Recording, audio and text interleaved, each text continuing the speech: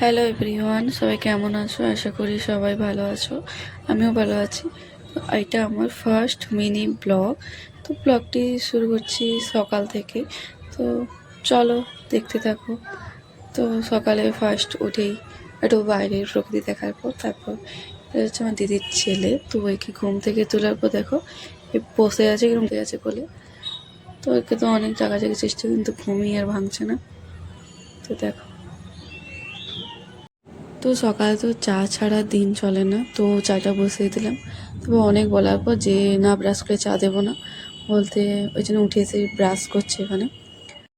তো চাটা কাপে নিয়ে একটু ঢং করছিলাম। তো চাটা গড়িয়ে নিয়ে এসে দেখছি যে এত ঠান্ডা লেগেছে যে ও বেড কভার গায়েতে শুয়ে আছে।